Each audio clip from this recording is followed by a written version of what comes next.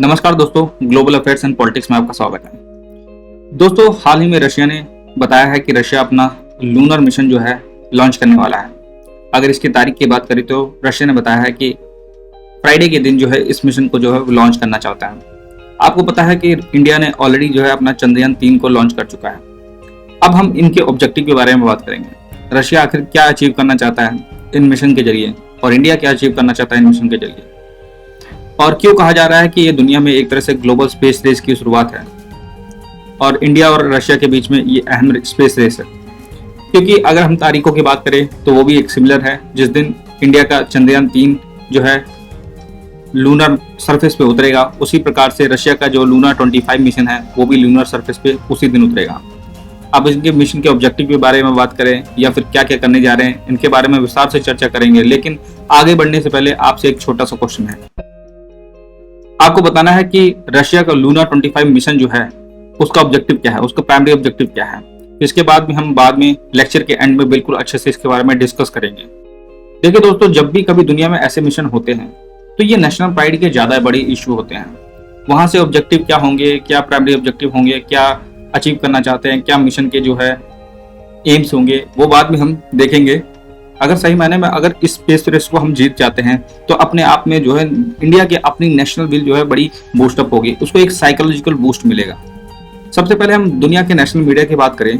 दुनिया के national media में इस लॉन्च को बहुत ही अच्छे से कवर किया जा रहा है।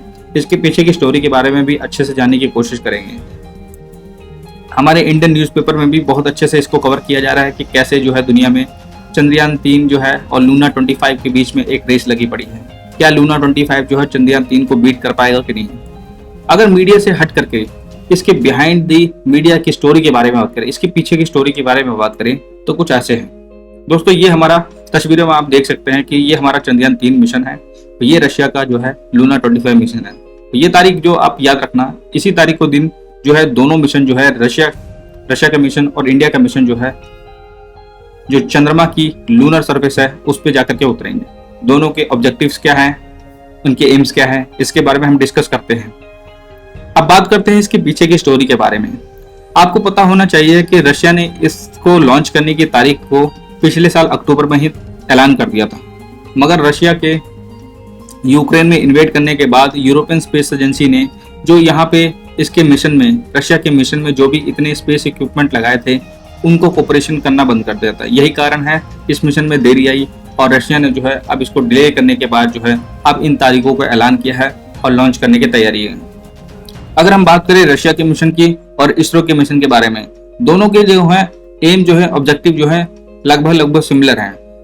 अगर हम इनके डिफरेंस की बात करें कि रशिया का जो लूना 25 है वो किस तरीके से डिफरेंट है और चंद्रयान 3 जो है किस तरीके से डिफरेंट है। चंद्रयान 3 का काम है कि अपने ऑर्बिटर को लेकर जाना और लैंडर के साथ, रोवर के साथ जो है वहां पर के लूनर सरफेस में अपने स्पेस मिशन को उतारना। ठीक उसी प्रकार से लूना 25 का भी ऑब्जेक्टिव है कि वहां पर अपने लैंडर और रोवर के साथ जो है अपने मिशन ऑब्जेक्टिव को अचीव करना। अगर चंद्रयान 3 की बात करें तो चंद्रयान 3 का जो रोवर है अगले 2-3 हफ्ते तक लैंड होने के बाद जो है एक्सपेरिमेंट और वहां पे जितने भी साइंटिफिक जो है एक्सपेरिमेंट वहां पे करे जाएंगे। अगर लूना 25 की बात करें तो लूना 25 के माध्यम से रशिया जो है लूनर सरफेस पे उतरने के बाद लगभग 1 साल तक वहां पे एक्सपेरिमेंट करेगा, कुछ अचीव करने की कोशिश करेगा। अगर हम चंद्रयान 3 के ऑब्जेक्टिव के बारे में बात करें तो वहां पर पे हमने चंद्रयान 3 को सेफ और सॉफ्ट लैंडिंग करवाना है, अपने रोवर की डेमोन्स्ट्रेशन को दिखाना है और जितने भी एक्सपेरिमेंट हैं वहां पे साइंटिफिक एक्सपेरिमेंट को वहां पे करना है। अगर हम रशिया के लूनर मिशन की बात करें, लूना 25 मिशन की बात करें, तो रशिया इस मिशन के माध्यम से बहुत सारे साइंटिफिक एक्सपेरिमेंट वहां पे करना चाहता है। उन सैंपल्स को सॉइल सैंपल्स को कलेक्ट करना चाहता है और दिखाना चाहता है कि हम जो है आज के 50 साल भी उसी तरीके से रेडी हैं और अपनी नेशनल प्राइड को जो है दुनिया में शो करना चाहता है।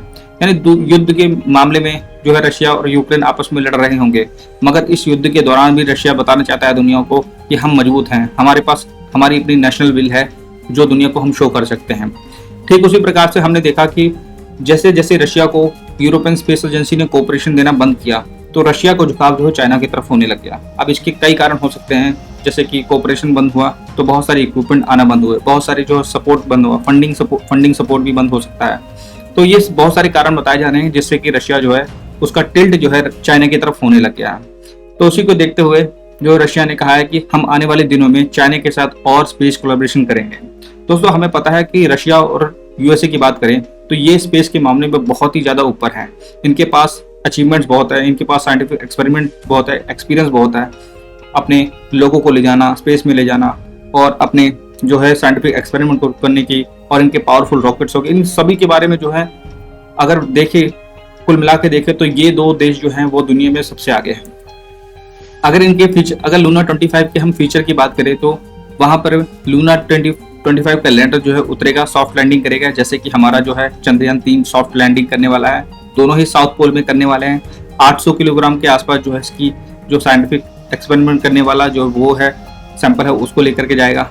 उसके बाद जो है रशिया के जितने भी जो है जाने माने साइंटिस्ट हैं उन्होंने बताया कि लगभग 70% सक्सेस होने की पॉसिबिलिटी है इस मिशन की।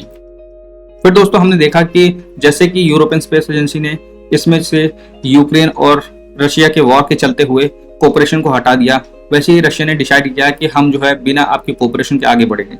रशिया ने अपने एंसेस्टर का हवाला देते हुए कहा कि अगर आप कोऑपरेशन नहीं करते हो तो हमारे पास पास्ट की बहुत बड़ी लर्निंग है। पास्ट में भी हमें किसी का कोऑपरेशन नहीं मिला था, उसके बावजूद भी हमने जो है बहुत सारे मिशन ऑब्जेक्टिव और साइंटिफिक एक्सपेरिमेंट को स्पेस में कंडक्ट करके दिखाया है। अगर हम बात करें जिस जगह में ये लॉन्च होने वाला है उसके आसपास के जितने भी एरियाज हैं, गांव हैं, उनको खाली करवा दिया गया है।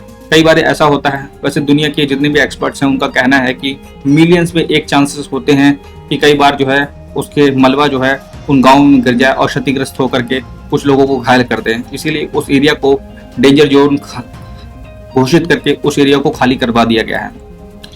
अगर रशिया के स्पेस मिशन और अभी के हाल ही के चैलेंजेस के बारे में बात करें तो आप सबको पता है कि रशिया का डिसइंटीग्रेशन, यूएसएसआर का डिसइंटीग्रेशन जो है सालों पहले हो चुका था। उसके बाद जो है रशिया एक डिक्लाइनिंग पावर की तरफ देखा गया। अब डिक्लाइनिंग पावर होती है तो उसके पास जो है इकोनॉमिक सुपर पावर नहीं हो, एक स्टेटस हट जाता है। अगर हम रशिया और चाइना के कंपैरिजन की बात करें तो चाइना एक इकोनॉमिक सुपर पावर है और मिलिट्री सुपर पावर की तरफ बढ़ रहा है। अगर यूएसए की बात करें तो यूएसए इकोनॉमिक सुपर पावर है और मिलिट्री सुपर पावर भी है। इंडिया की बात करें तो इकोनॉमिक और मिलिट्री दोनों की तरफ वो बहुत तेजी से बढ़ रहा है। रशिया की बात करें तो इकोनॉमिक और मिलिट्री की बात करें, मिलिट्री सुपर पावर तो है, इकोनॉमिक सुपर पावर नहीं है। जो दुनिया में इकोनॉमिक सुपर पावर होता है वही जो है आगे चल के बहुत कुछ कर पाता है। यही कारण है कि दुनिया में आज जो जितनी भी एडवांस टेक्नोलॉजी है उसमें चाइना का इन्वेस्टमेंट देख लीजिए, यूएसए का इन्वेस्टमेंट देखिए, रशिया का इन्वेस्टमेंट देखिए और इंडिया का इन्वेस्टमेंट देखिए। ये सभी कंट्री जो है आज की जितनी भी एडवांस टेक्नोलॉजी में है बहुत ही भारी इन्वेस्टमेंट कर रही हैं, जिससे कि दुनिया में एक नेचर ऑफ वार जो होता है उसको पूरी तरह से चेंज और बदलने की ताकत जो है आजकल की जितनी भी एडवांस टेक्नोलॉजी है उसमें होती है। यही कारण है ये लोग जो है इन एडवांस टेक्नोलॉजी पर बहुत ही हैवी इन्वेस्टमेंट कर रही हैं।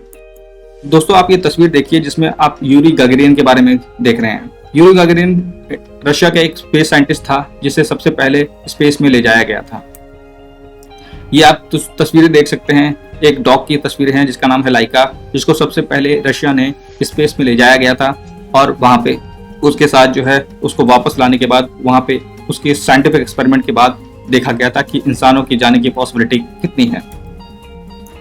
दोस्तों हमने पहले एक क्वेश्चन पूछा था, उसको हम डिस्कस करते हैं। पहले जो है हमने देखा कि चंद्रयान 3 का जो ऑब्जेक्टिव जो था वहाँ पे जाना है साइंटिफिक एक्सपेरिमेंट करना है। ठीक उसी प्रकार से रशिया का लूना 25 लैंडर मिशन जो है वहाँ पर सॉइल सैंपल्स लेगा और सॉफ्ट लैंडिंग को कंडक्ट करेगा और तकरीबन 1 साल तक वहाँ पर रह करके इन सभी साइंटिफिक एक्सपेरिमेंट को अचीव करेगा।